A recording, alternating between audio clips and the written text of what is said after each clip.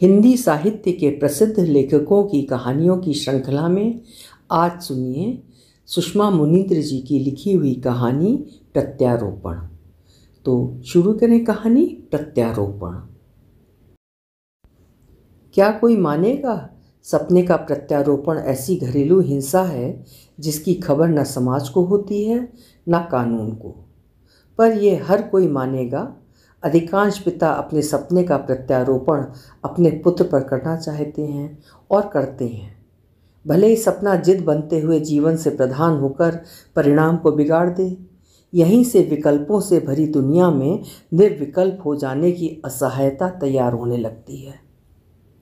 कामतानाथ सपने के प्रत्यारोपण में अपने पुत्र युगल का भविष्य देख रहे थे। युगल छोटे सपने के साथ मन मुताबिक जीना चाहता था।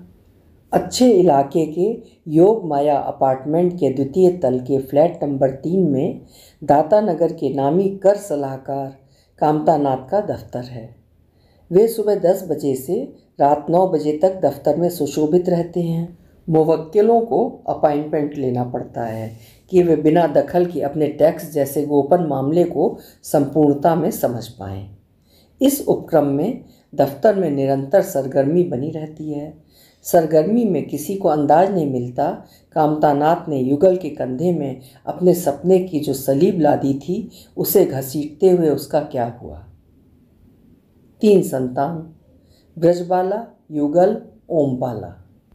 युगल को हिफाजत नफासत से पोसते हुए कामतानाथ अनायास चाहने लगे कि वो सीए बनकर उनकी प्रैक्टिस को यशस्वी बनाएगा। मैंने जब LLB किया नहीं जानता था कि सीए अर्थात चार्टर्ड अकाउंटेंट भी कोई कोर्स होता है। जानता तो भी कर ना पाता। मामूली स्तर में LLB कर पाया, इसे किस्मत मानता हूँ। दाता नगर में इस समय जो 6 सीए हैं खुद को हुक्मरान समझते हैं। युगल, तुम सीए बनोगे। कक्षा 5 का विद्यार्थी युगल सपने के प्रत्यारोपण की जटिलता नहीं समझता था। पापा, सीए बनकर मैं आपकी कुर्सी में बैठूंगा, आपकी तरह खूब पान खाऊंगा। कामतानाथ की आंखों में खोज दिखाई देती। मेरी कुर्सी में क्यों, तुम्हारा अलग चैम्बर होगा। युगल का चित्त विद्या से अधिक दीगर हरकतों में लगा रहता। मिडिल पास होते होते जाहिर हो गया वो औसत छात्र है। कामतानाथ ने गणित और अंग्रेजी के लिए ट्यूटर लगा दिया। शाम को जब मोहल्ले के किशोर क्रिकेट खेलते, युगल मास्टर की जद में रहता। न पढ़े तो साधिकार मरम्मत करें जैसे कामतानाथ के निर्देश का पालन कर मास्टर युगल के कान के उस हिस्से जहां ईयररिंग पहनी जाती है को चुटकी में दबाकर क्रूरता से मसल देता। इतने कम नंबर, तुम्हारे पापा कहते हैं मैं क्या पढ़ा रहा हूँ, भेजे में तो उपद्रव भरा हुआ है। युगल की बहनों और माँ गीता को यह अराजकता लगती। कामतानाथ ढील न देते। गुरु की मार पड़े तभी विद्या आती है। लोग अपने बच्चों का इतना अच्छा रिजल्ट बताते हैं, मैं शर्म के मारे इसका 50% नहीं बता पाता। इसके कारण ओमबाला का रिजल्ट नहीं बता पाता कि लोग कहेंगे लड़की फर्स्ट रैंक वाली है, लड़का सेकंड डिविजनर। 10वीं पास होते ही कामतानाथ ने रूपरेखा तैयार कर दी। युगल, कॉमर्स पढ़ो, सीए में काम आएगा। युगल खुद को सरस्वती पुत्र नहीं मानता था, लेकिन कॉमर्स स्ट्रीम में जाना उसे पतन की तरह लगा। पापा, लड़के कहते हैं पढ़ाकू मैथ और बायो ग्रुप लेते हैं, फिसड्डी कॉमर्स। कभी बेंच तोड़ते हैं, कभी बाथरूम में रस्सी बम फोड़ते हैं, कभी इंडियन कॉफ़ी हाउस चले जाते हैं। तुम फिसड्डी ही हो। मेरी बेंच में बैठने वाले सुगम और बहादुर सिंह मैथ ले रहे हैं क्योंकि वे फिसड्डी नहीं हैं। सुनो, 12वीं बोर्ड में कम से कम 80% लाना होगा। मेहनत से पढ़ोगे तो समझो सीए फाउंडेशन एग्ज़ाम की बहुत कुछ तैयारी हो जाएगी। इस घर में क्या प्रतिशत के अलावा कोई बात नहीं होगी। अब प्रतिशत का ज़माना है, मेरे समय में डिवीज़न का था। मैं बिना साधन सुविधा के अपने बूते पढ़ा। तुम्हें कोई जद्दोजहद नहीं करनी है, बस प्रतिशत लाना है। उसने कामतानाथ को इस तरह देखा जैसे वे भरोसेमंद और समझदार बिल्कुल नहीं रहे। साइकिल से रोज़ 3 किलोमीटर स्कूल आता जाता हूँ, ये जद्दोजहद नहीं है। थक जाता हूँ, समय अधिक लगता है, बाइक दिला दो। 80% लाओ, बाइक लो। युगल प्रतिशत के दायरे में डाल दिया गया। 12वीं में मात्र 62%। प्रतिशत ने कामता नाथ को हिंस्र बना दिया। फौजदारी दिखाते हुए उसे पीटने लगे। तुम्हें मेरी तरह साइकिल घसीटते हुए काम मांगने नहीं जाना है। सीए कर जमे जमाए दफ्तर में बैठना है। मैं पर्ल सीमेंट फैक्ट्री में सेल्स टैक्स का काम मांगने गया था। जवाब मिला, हमारा काम जबलपुर के वकील संभालते हैं। अब वे खुद केस लेकर मेरे दफ्तर आए। फैट फीस देते हैं। गीता उसे उनकी पकड़ से खींचने लगी। फर्स्ट आया है, बच्चे की जान लोगे? वे हाँफ कर थम गए। मैंने दिल्ली के श्री राम कॉमर्स कॉलेज, करोड़ी मल, हंसराज, कहाँ की इन्फॉर्मेशन मंगा रखी है कि ये बीकॉम में एडमिशन लेगा और फाउंडेशन की कोचिंग करेगा। 62% इसे किस कॉलेज में दाखिला दिलाएंगे? यहीं के कॉलेज में। गीता के इस मुकाबले के जवाब में उन्होंने युगल को एक मुक्का और मारा।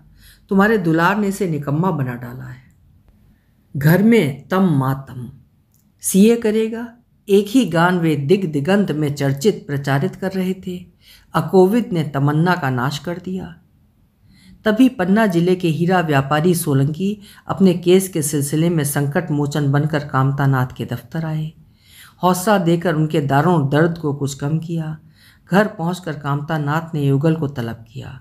युगल दूरी बनाकर खड़ा हो गया। हाँ पापा, मेरे क्लाइंट सोलंकी जी के बेटे निरामय का 12वीं में 85% आया है। वो और उसका मित्र अमान कोचिंग के लिए भोपाल जा रहे हैं। वही बीकॉम में एडमिशन लेंगे। तुम उनके साथ भोपाल जाओ। अच्छे विद्यार्थियों की संगत में बुद्धि खुलेगी। युगल अपनी क्षमता जानता था। मेरी रुचि सीए में नहीं है। ढाबे में है, खोल देता हूँ। दाल में तड़का लगाना। समझ नहीं रहे हो, ये बरस कैरियर बनाने के हैं। जब समझोगे ढाबा चलाने के लायक ही बचोगे। मानसिक मनोवैज्ञानिक दबाव में विक्षिप्त होने से अच्छा है भोपाल चले जाना। पापा नाम के प्रेत से छुटकारा मिलेगा। युगल भोपाल में। कामता नाथ और सोलंकी कॉलेज, कोचिंग, घर की व्यवस्था बनाने हेतु तीनों के साथ गए। लौटते हुए कामता नाथ ने युगल को निरामय के सुपुर्द किया। निरामय, तुम्हारे कारण युगल को यहाँ पढ़ा रहा हूँ। इसे सिखाओ तुम किस तरह पढ़ते हो। युगल, निरामय के साथ कंबाइंड स्टडी करना। नई जगह ने युगल की कोशिकाओं में चेतना का संचार किया। गति प्रगति के लिए ईमानदारी से पढ़ेगा। 2 BHK के एक कमरे में निरामय और अमान ने अड्डा जमा लिया।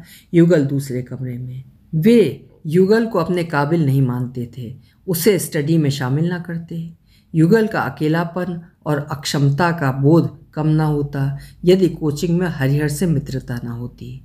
हरिहर के कृपण पिता ने उसे उसकी बुआ के घर रख दिया था। बुआ की अरुचि से हरिहर क्षुब्ध रहता था। युगल ने उसे अपने फ्लैट में रखकर उसकी क्षुब्धता और अपने अकेलेपन का निवारण किया। युगल के कमरे में रहते हुए हरिहर से हरिया हो गया। निरामय और अमान ने एक किस्म का विभाजन कर रखा था। वे स्टडी में इतने लीन रहते कि हरिया और युगल की ओर कतई ध्यान न धरते थे। फाउंडेशन की परीक्षा मई और नवंबर में होती थी। बीकॉम प्रथम वर्ष की सालाना परीक्षा और मई की फाउंडेशन परीक्षा देकर युगल दातानगर आ गया। जुलाई चल रही थी, लेकिन बीकॉम द्वितीय वर्ष की कक्षाएं आरंभ न होने से वो दातानगर में ही था।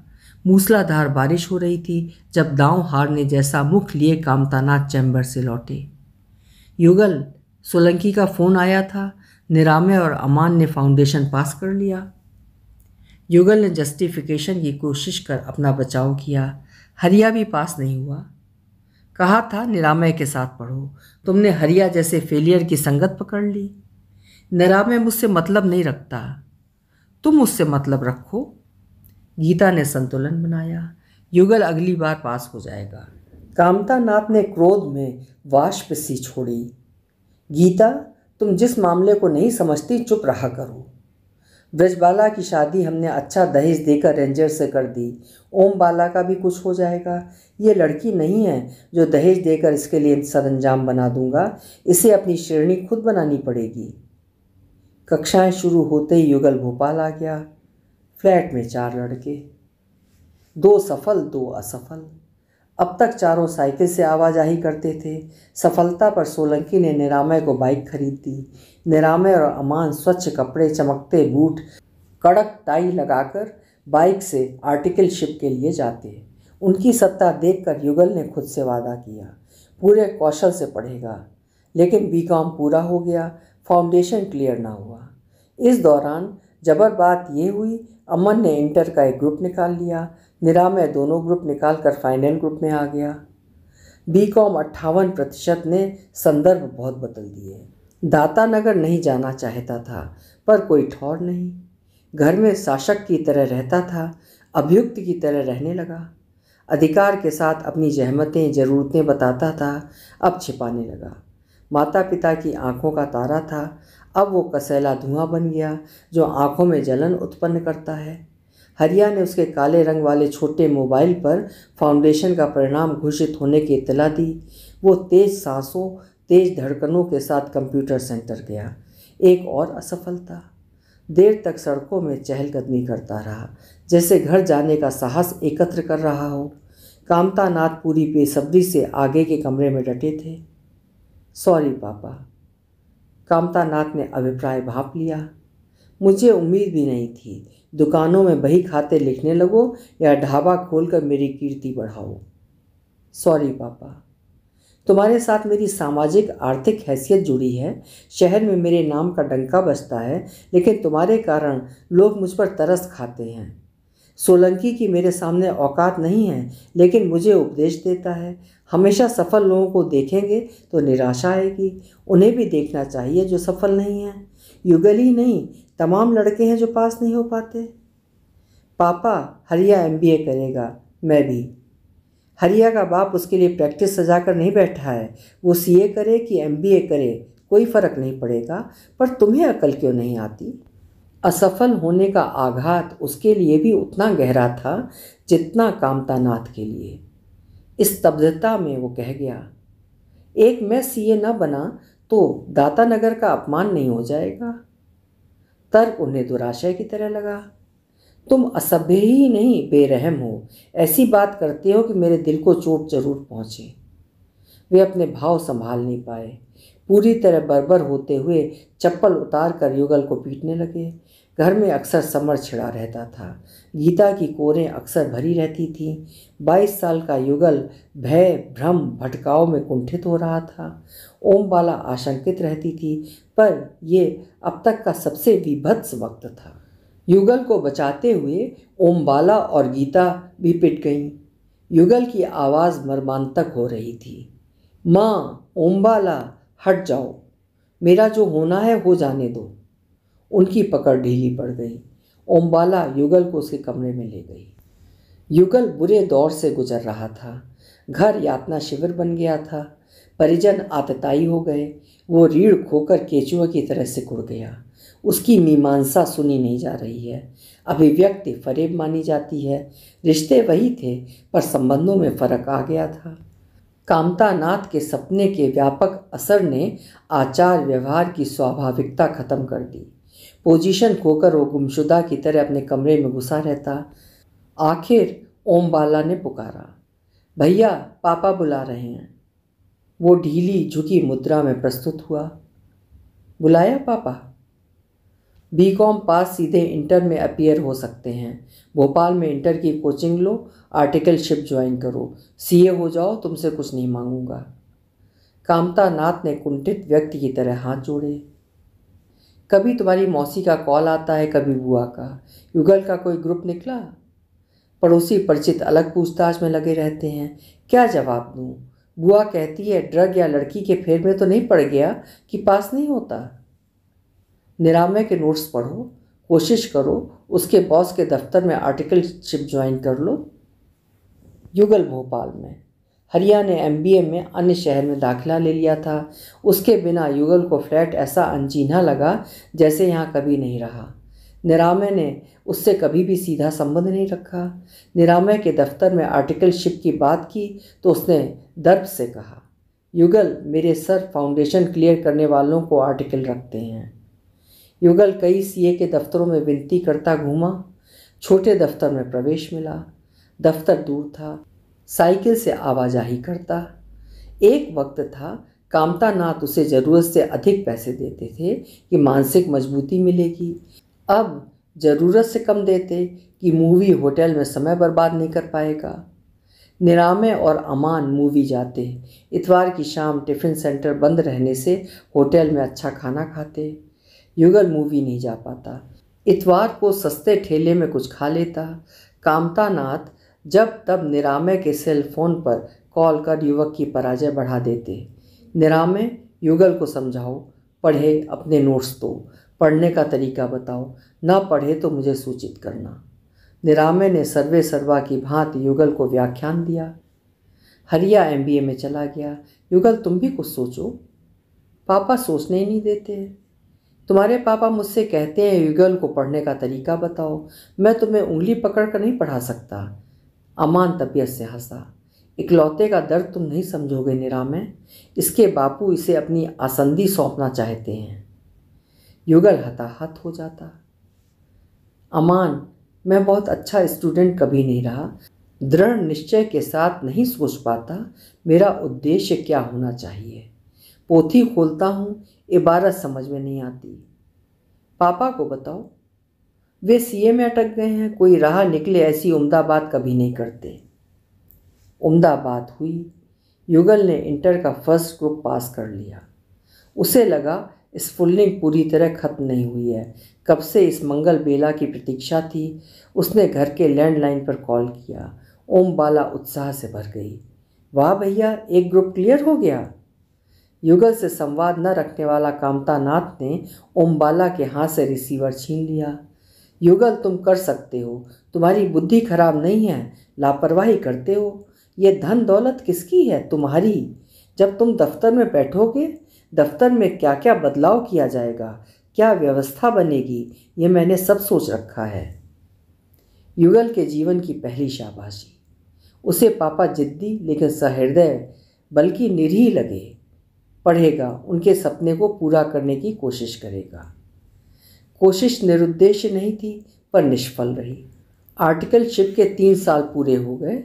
वो इंटर का दूसरा ग्रुप नहीं निकाल पाया। कामतानाथ ने सम्मन जारी किया। वक्त बर्बाद किया, पैसा बर्बाद किया। डेरा समेट कर घर लौटो। सेकंड ग्रुप की परीक्षा देने भोपाल चले जाना। युगल घर में अपने कमरे में सिमटा रहता, जैसे फरारी काट रहा है। घबरा जाता तब हरिया को कॉल कर बातें करता।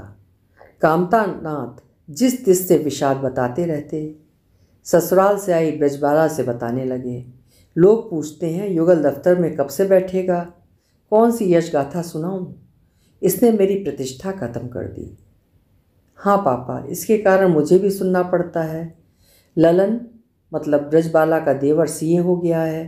राघव ब्रजबाला के पति हंसी उड़ाते हैं। युगल पास नहीं हो रहा है। ललन को तुम्हारे पापा के चैम्बर में बैठा देता हूँ। ओम बाला ने आपत्ति की। जीजा जी हमारे घरेलू मामले में दिलचस्पी ना लें। यहाँ पहले ही इतने मतभेद हैं। ब्रजबाला को ओम बाला का युगल के लिए फिक्रमंद होना अनुचित लगा। ओम बाला, युगल की चमची ना बनो। लोग कहते हैं क्योंकि ये मौका देता है। कामतानाथ का विषाद बढ़ गया। मेरा भाग्य खोटा है। सबके लड़कों की अच्छी खबर सुनता हूँ, चाहता हूँ मैं भी कुछ अच्छा सुनाऊँ। बहुत हुआ। हर बात की एक सीमा होती है। चुप रहते हुए अधिकार विहीन की तरह रहने वाला युगल मानो बिना किसी तैयारी के बोल उठा। जो लोग सीए ना बने क्या जीना छोड़ दें? हम छोटे सपनों के साथ नहीं जी सकते। ठीक है, मैं बही खाते लिखूंगा, दाल में तड़का लगाऊंगा। कामतानाथ वाष्प सी छोड़ने लगे। निकम्मे की तरह मत सोचो। आप कुछ सोचने कहाँ देते हो? तुम भी लड़की होते तो ब्याह कर गंगा नहा लेता। लड़की होता तो आपका वारिस होने की सज़ा न मिलती। चाहते क्या हो? अच्छा इंसान बनकर जीना चाहता हूँ। अच्छे इंसान होते तो मेरा खून न जलाते। युगल एकाएक उठकर कहीं चला गया। अब यही होने लगा था। कामतानाथ समर ठानते, युगल कहीं चला जाता, देर रात लौटता। ओम बाला द्वार खोलती, थाली परस कर उसके कमरे में ले जाती। इस बार ललन के शौर्य ने ऐसा मानसिक संघात दिया कि रात के 2 बज गए, युगल न लौटा। कामतानाथ और गीता एक दूसरे को घात प्रतिघात देने लगे। कोशिश कर रहा है, नहीं पास होता तो क्या करे, आज के लड़कों पर सख्ती नहीं चलती। अखबार में पढ़ा किसी छात्र ने 12वीं में फेल होकर आत्महत्या कर ली। तुम्हें एक ही जिद है, युगल सीए बने। मैं उसका दुश्मन नहीं हूँ। बच्चा घर नहीं लौटा है, मैं ढूंढने जा रही हूँ। गीता द्वार खोलकर बाहर निकल गई। आशंका से घिरे कामतानाथ ने उसका अनुसरण किया। चारों ओर भटके।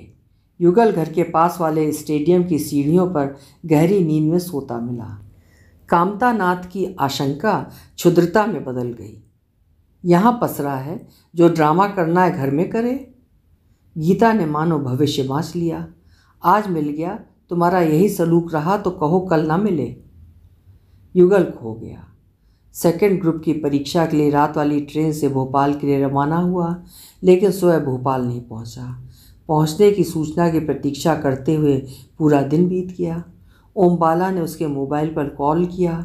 रिंग उसके कमरे से आ रही थी। ओमबाला मोबाइल उठा लाई। भैया, मोबाइल भूल गया। कामतानाथ अब विपरीत ही बोलते थे। इस लड़के का कुछ नहीं हो सकता, दिक्कत देने के लिए ही पैदा हुआ है। एग्ज़ाम देने नहीं, भ्रमण करने गया है। सप्ताह बीत गया, कोई सूचना नहीं। कामतानाथ को मददगार के रूप में निरामे की याद आई। वो दमोह के डायमंड सीमेंट फैक्ट्री में अच्छे पैकेज पर जॉब में था। उन्होंने निरामे को कॉल किया। निरामे ने भोपाल के कुछ मित्रों को कॉल किया। ज्ञात हुआ युगल भोपाल नहीं पहुंचा।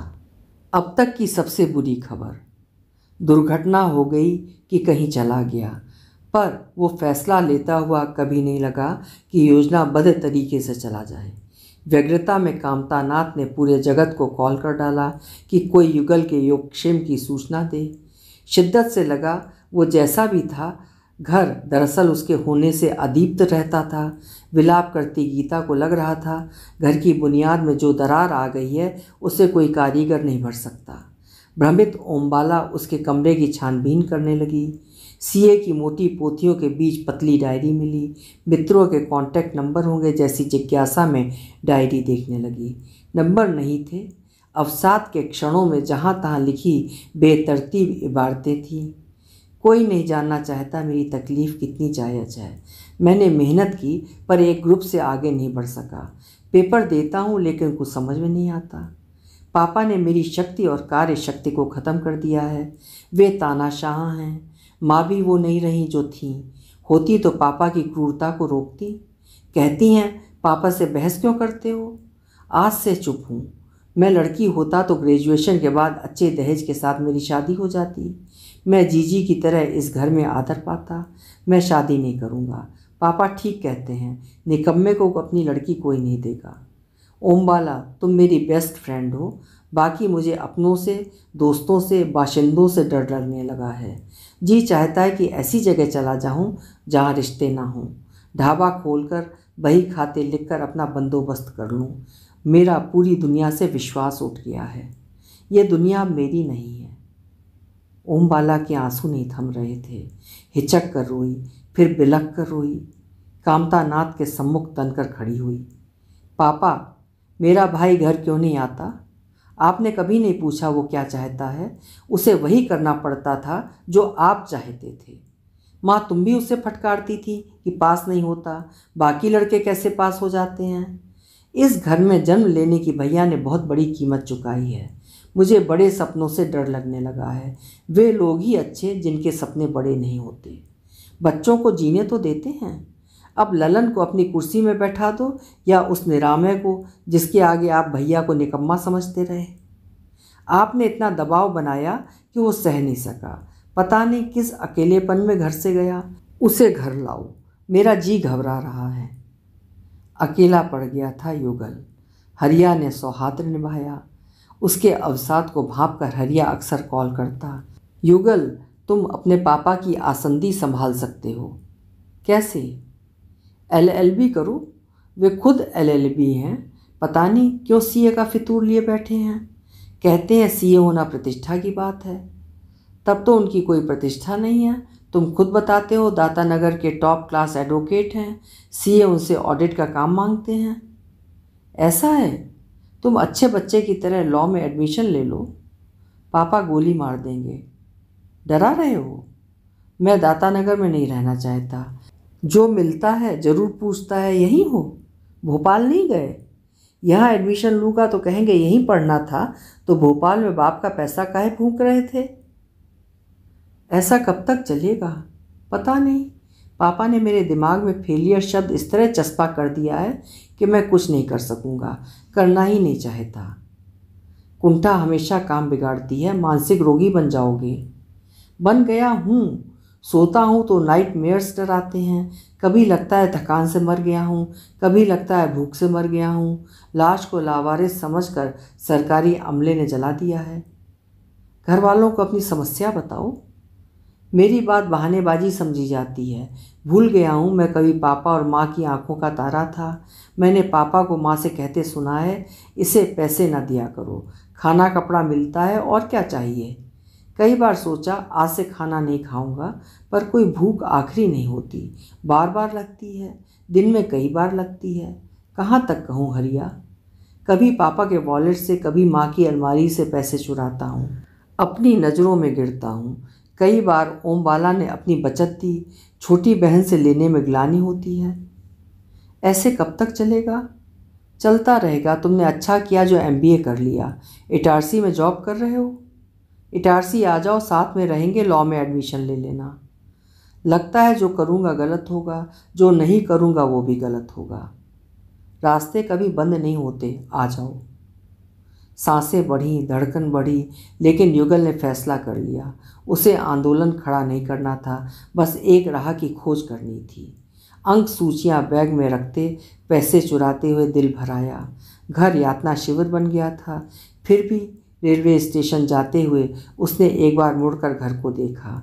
घर की छवियों, आकृतियों, प्रतिध्वनियों में पता नहीं कैसे तंतु होते हैं जो मुक्त नहीं करते। वो इटारसी में उतरकर जब हरिया के दर पर पहुंचा, रात के 3 बज रहे थे। हरिया उसे देखता रह गया। चेहरे में उस सपने का दबाव दिख रहा है जिसका प्रत्यारोपण इस पर किया गया है। इसके अंतःकरण में अच्छे इंसान वाली शुद्धता थी, अब शायद रिक्ति है। अच्छी कदकाठी वाला परिष्कृत लड़का इतना सूख गया है कि गले की हड्डियां उभर आई हैं। लड़कियों को बेचारी कहा जाता है, जबकि लड़के भी सहते हैं। सितम यह कि लड़कियों की तरह बिलख कर रो नहीं पाते। पापा मान गए? उन्हें नहीं बताया। बताता तो उनके हाथ में जो आता उसी से मुझे मारने लगते। हरिया, मुझे साम्राज्य खड़ा नहीं करना है। छोटे सपने के साथ जिया जा सकता है। ट्यूशन या बही खाते का काम पकड़कर अपने हुक्का पानी का इंतज़ाम कर लूँगा। युगल, मैंने तुम्हें बुलाया है, इंतज़ाम मैं करूँगा। कितनी बार हुआ मेरे पास पैसे नहीं होते थे, तुमने दिए, मूवी दिखाई, अच्छे होटल में खिलाया। तब पापा उदारता से पैसे देते थे। मैं कंजूसी से दूंगा? नई नौकरी है, सैलरी कम है। फीस के पैसे चुरा लाया हूँ, बस खुराक देते रहना। युगल दिनों बाद हंस रहा था। 3 साल हरिया की अनुकंपा में रहा। लॉ की प्रथम श्रेणी ने उस दुनिया का स्मरण करा दिया जिसे छोड़ाया था। इस दौरान घर बार बार याद आया। ओमबाला की शुभ चिंतना याद आई। घर में क्या क्या बदल गया होगा, उसे खोया हुआ या मरा हुआ मान लिया गया होगा। ग्लानि भी हुई। अपने इटारसी में होने की बात घर को बतानी चाहिए थी, लेकिन पापा पहली ट्रेन पकड़कर पहुंच जाते। कि हरिया से खाना खुराक लेकर मेरा अपयश बढ़ा रहे हो? हरिया ने उसका अपराध बोध समझ लिया। युगल, घर बात करो। पापा का पता नहीं क्या रिएक्शन होगा। ओमबाला से बात करो, वो संभाल लेगी। लैंडलाइन के अंतिम डिजिट पर युगल की उंगलियां थरथरा कर थम जाती थीं। बड़ी देर से नाटक देख रहा हूँ, कहते हुए हरिया ने अंतिम डिजिट दबा दिया। उधर ओमबाला थी। हेलो ओमबाला, मैं भैया। भैया तुम? ओमबाला के स्वर का कंपन बताता था उसका इंतज़ार करते करते न करने का अभ्यास कर लिया है। कैसी हो? कहाँ हो? हरिया के पास इटारसी में, लॉ ग्रेजुएट हो गया हूँ। घर क्यों नहीं आए? पापा से डर लगता है, वे तुम्हारे बिना पागल से हो गए हैं। खुद से नज़रें नहीं मिला पाते। जो लोग पापा से कहते थे युगल में क्षमता नहीं है, वही कहते हैं आप जिद ना पकड़ते तो ये दिन ना देखना पड़ता। तुम इन दोनों क्या कर रही हो? प्राइवेट कॉलेज में पढ़ाने लगी हूँ। शादी? साफ कह रखा है जब तक भैया नहीं लौटता शादी नहीं करूँगी। तुम्हें लगता था मैं लौटूंगा? पता नहीं, पर पता था तुम नहीं लौटते तो शादी नहीं करूँगी। आता हूँ, किसी को न बताना, सरप्राइज़ दूंगा। युगल लौटा। कराह से उबर कर घर ने अच्छे दिन देखे। अच्छे इलाके के योगमाया अपार्टमेंट के द्वितीय तल के फ्लैट नंबर 3 को युगल की घर वापसी के उपलक्ष्य में खरीदा गया है। कामता नाथ युगल से नए सिरे से परिचित हो रहे हैं। नहीं जानते थे उसमें काम करने, स्टाफ से काम कराने की भरपूर क्षमता है। अच्छे अधिवक्ता के साथ अच्छा प्रबंधक भी है। अपने चैम्बर में बैठकर कद्दावर लगता है। मौज में आकर पूछते हैं, युगल कैसा लग रहा है? अच्छा लग रहा है। दंड फंद कर अपने मुवक्किल पर लगे कर को कम या ख़त्म कराना, sales tax, income tax, excise, GST, VAT को समझना, अधिकारियों के मिजाज को परखना अच्छा लग रहा है। आप खुश हो? बहुत। ठीक वक्त पर तुमने दफ्तर संभाला। मैं कंप्यूटर का प्रयोग नहीं जानता। इस लॉकडाउन में गूगल मीट पर भोपाल और जबलपुर के केस कराने में तुम जो होशियारी दिखाते हो, मेरे बस की बात नहीं है। इनकी आपसदारी प्रगति पर है। आपसदारी को देखकर कौन कहेगा युगल सपने के प्रत्यारोपण के कष्टप्रद दौर से गुजरा है? क्या कोई मानेगा? सपने का प्रत्यारोपण ऐसी घरेलू हिंसा है जिसकी खबर न समाज को होती है न कानून को। अभी आप सुन रहे थे सुषमा मुनींद्र जी की लिखी हुई एक बेहद मार्मिक कहानी प्रत्यारोपण, जो शायद हर तीसरे, चौथे या पांचवें घर की कहानी है। आप इससे ज़रूर सहमत होंगे। कल मिलेंगे फिर किसी बेहतरीन कहानी के साथ। आपका समय शुभ हो।